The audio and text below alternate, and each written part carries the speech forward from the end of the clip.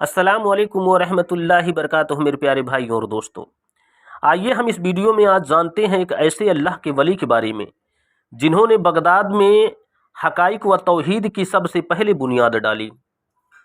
اسی ٹاپک پہ ہم یہ ویڈیو بنا رہے ہیں۔ اگر آپ لوگوں کو اچھا لگے تو اسے زیادہ سے زیادہ لائک کر دیں اور شیئر کر دیں تاکہ یہ ویڈیو ہر کسی تک پہنچے۔ اور اگر آپ میرے یوٹیوب چینل پہ نئے ہیں تو بیل آئیکن کا بٹن دبا کر سبسکرائب کرنا نہ بھولیں۔ تو آئیے اس ویڈیو کو شروع کرتے ہیں اس اللہ پاک کے نام سے جو بڑا ہی مہربان نہایت رحم والا ہے۔ میرے بھائیوں اور دوستوں، حضرت سری سختی رحمۃ اللہ علیہ آپ اہل کمال میں پہلے ایسے فرد ہیں جنہوں نے بغداد میں حقائق و توحید کی بنیاد ڈالی اور معروف کرکھی سے بیعت حاصل کی، اور آپ حضرت جنید بغدادی رحمۃ اللہ علیہ کے ماموں بھی تھے۔ اس کے علاوہ حبیب رائی سے بھی آپ نے صرف نیاز حاصل کیا۔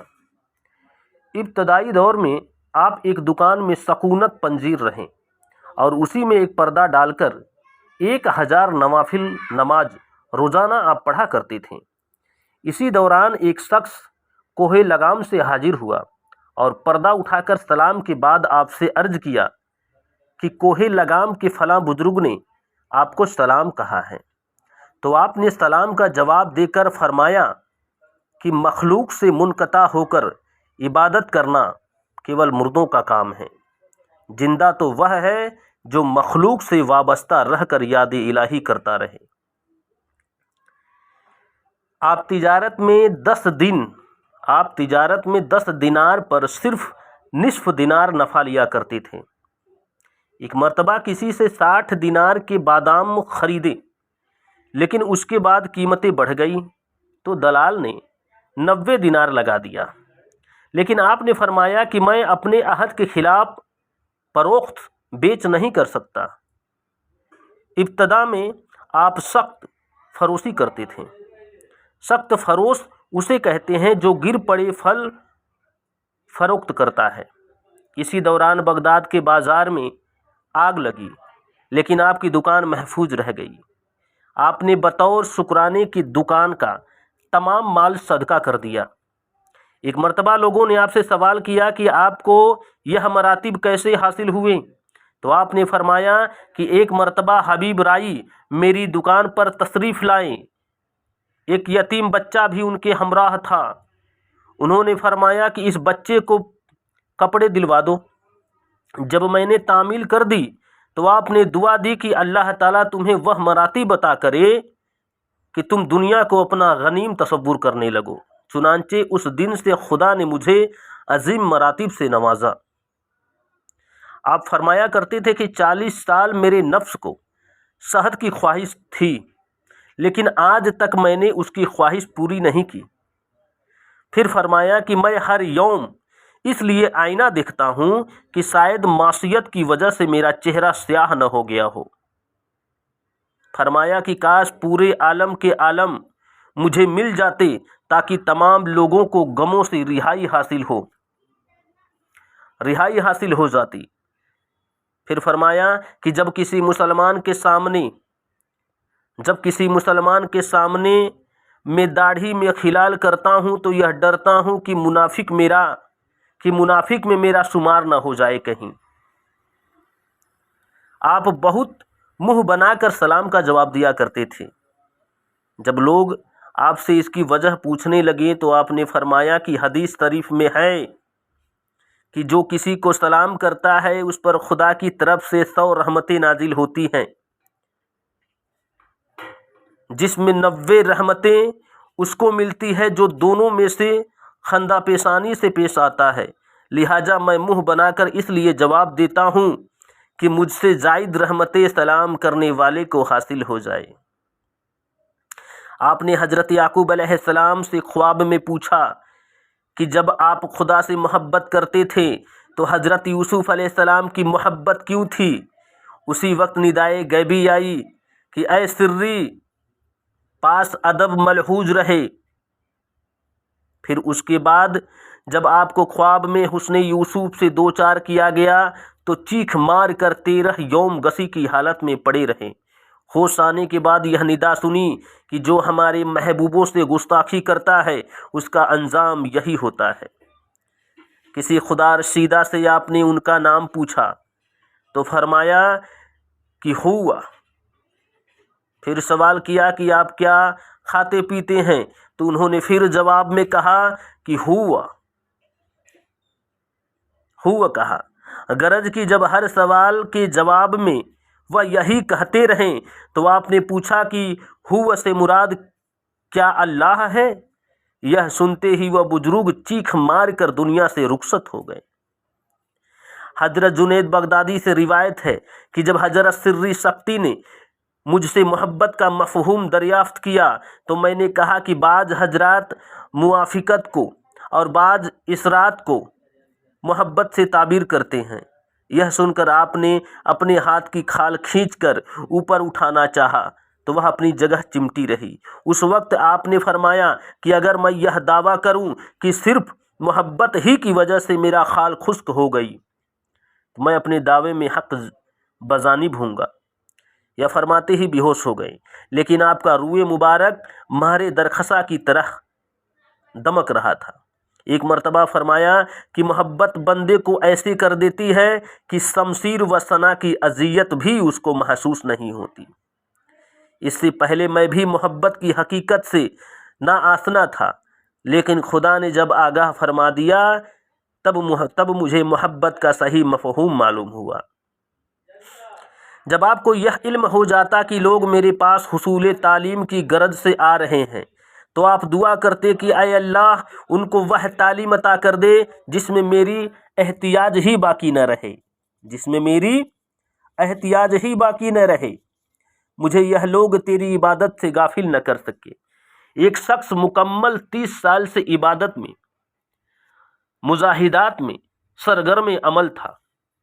لوگوں نے جب اس سے پوچھا کہ تمہیں یہ درجہ کیسے ملا تو جواب میں ملا کہ میں نے ایک روز حضرت سری سختی کے دروازے پر جا کر جب انہیں آواز دی تو پوچھا کہ کون ہو؟ میں نے عرض کیا کہ آپ کا ایک شانساں ہوں۔ یہ سن کر آپ نے یہ دعا دی کہ اے اللہ اس کو ایسا بنا دے کہ تیرے سوا کسی سے شناسائی نہ رہے۔ چنانچہ اسی دن سے مجھے مراتب حاصل ہونے شروع ہو گئے، آج اس درجہ تک پہنچ گیا۔ ایک مرتبہ دوران وعج مصاحب کا نائب احمد بن یزید بڑے شان و شوکت کے ساتھ مجلس وعج میں آ پہنچا۔ اس وقت آپ کے وعج کا یہ موضوع تھا کہ مخلوقات میں کوئی مخلوق بھی انسان سے کمزور نہیں، لیکن اس کے باوجود بھی انسان بڑے بڑے گناہ کا ارتکاب کرتا رہتا ہے۔ اس تقریر کا احمد بن یزید پر ایسا اثر ہوا کہ گھر پہنچ کر بلا کھائے پیے پوری رات عبادت میں مشغول رہے۔ صبح کو مجتربانہ طور پر فقیرانہ لباس میں آپ کے پاس حاضر ہوا۔ عرض کیا کہ آپ کے بیان سے کل جو میرے اوپر تأثر قائم ہوا وہ بیان سے باہر ہے۔ حب دنیا سے نجات حاصل کر کے گوشہ نشینی کا رجحان پیدا ہو گیا، لہٰذا آپ راہ طریقت کی تعلیم سے آراستہ فرما دیں۔ آپ نے فرمایا کہ عام تعلیم تو یہ ہے کہ پنجگانہ نماز ادا کرتے ہوئے احکام شرعیہ کی پابندی کرو۔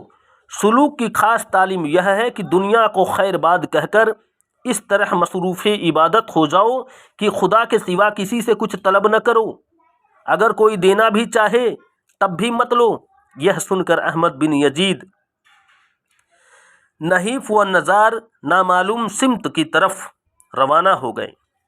کچھ عرصہ کے بعد ان کی والدہ روتی پیٹتی آپ کے پاس پہنچی اور عرض کیا کہ میرا تو ایک ہی بچہ تھا اور وہ بھی آپ کی صحبت میں دیوانہ ہو کر نہ جانے کہاں چلا گیا۔ آپ نے اسے تسلی دیتے ہوئے فرمایا کہ جب وہ آ جائے گا تو میں تمہیں مطلع کر دوں گا۔ ایک دن احمد بن یزید نحیف و نزار حالت میں آپ کی خدمت میں حاضر ہوئے اور عرض کیا کہ آپ نے خواب غفلت سے بیدار کر کے جو کرم مجھ پر فرمایا ہے اللہ تعالیٰ آپ کو اس کی جزائے خیر دے۔ دری اشنا احمد بن یزید کی والدہ اور بیوی بچے بھی آ گئے اور ان کی پریشانی دیکھ کر لپٹ کر رونے لگے۔ ان کے ساتھ ساتھ اہل مجلس پر بھی گریہ طاری ہو گئی۔ پھر والدہ اور بیوی نے جب گھر چلنے پر اصرار کیا تو انکار کر دیا، جس پر بیوی نے کہا کہ اپنے بچے کو بھی ہمراہ رکھو۔ چنانچہ آپ نے اس کا لباس اتار کر کمبل اوڑھایا اور ہاتھ میں جنبیل دے کر ساتھ لے کر چلنے لگے، تو ماں سے بچے کا یہ حال نہیں دیکھا گیا، اس کو ساتھ نہیں جانے دیا۔ پھر برسوں کے بعد حضرت سری سے کسی نے آ کر عرض کیا کہ مجھ کو احمد بن یزید نے یہ پیغام دے کر بھیجا ہے کہ میری موت قریب ہے، اگر آپ قدم رضا فرمائیں تو بہتر ہوگا۔ جب آپ وہاں پہنچے تو دیکھا کہ وہ قبرستان میں مٹی کے ڈھیر پر پڑے آہستہ آہستہ یہ کہہ رہے ہیں کہ لمثل ھذا فلیعمل العاملون۔ چنانچہ جس وقت ان کا سر آپ نے اپنی آگوش میں رکھا تو انہوں نے آنکھ کھول کر کہا کہ آپ بالکل خاتمہ کے وقت پر پہنچے ہیں۔ یہ کہہ کر آپ کی آگوش ہی میں دنیا سے رخصت ہو گئے۔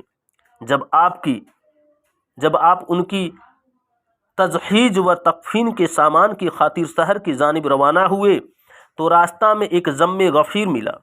لوگوں نے کہا کہ ہم نے یہ ندائے آسمانی سنی ہے کہ ہمارے مخصوص ولی کی نماز ادا کرنا چاہیے، وہ سونیزیا کے قبرستان میں پہنچ جائیں۔ چنانچہ ہم سب وہیں جا رہے ہیں۔ اپنی جوانی کے دور میں فرمایا کرتے تھے کہ عبادت تو عہد شباب ہی میں کرنی چاہیے۔ پھر فرمایا کہ مالدار ہمیشہ بازاری کاری اور امیر علماء سے دور ہی رہنا چاہیے۔ پھر فرمایا کہ سلامتی دن اور سکون جسم و جان صرف گوشہ نشینی ہی میں ہے۔ فرمایا کہ 5 چیزیں چھوڑ کر تمام عالم بے سود ہے۔ اول کھانا، لیکن بقائے زندگی کی حد تک۔ دوم پانی، صرف رفع تشنگی کے لیے۔ سوم لباس، صرف ستر پوشی کی حد تک۔ چہارم مکان، صرف سکونت کے لیے۔ پنجم علم عمل کی حد تک۔ فرمایا کہ خواہشات کی حد تک گناہ قابل معافی ہے، لیکن کبر و نخوت کی بنیاد پر ہر گناہ ناقابل معافی ہے، کیونکہ حضرت آدم کی لغزش خواہش کی بنیاد پر تھی اور ابلیس کی خواہش کبر و نخوت کی وجہ سے تھی۔ فرمایا کہ جو خود اپنے نفس کو آراستہ نہ کر سکے وہ دوسرے کے نفس کو کیسے سنوار سکتا ہے۔ پھر فرمایا کہ ایسے افراد بہت قلیل ہیں جن کے قول و فعل میں تضاد نہ ہو، اور جو قدر نعمت نہیں کرتا، نعمت اس سے کوسوں دور بھاگتی ہے۔ پھر فرمایا کہ جو خدا کا اطاعت گزار ہوتا ہے پورا عالم اس کے زیر ننگی رہتا ہے۔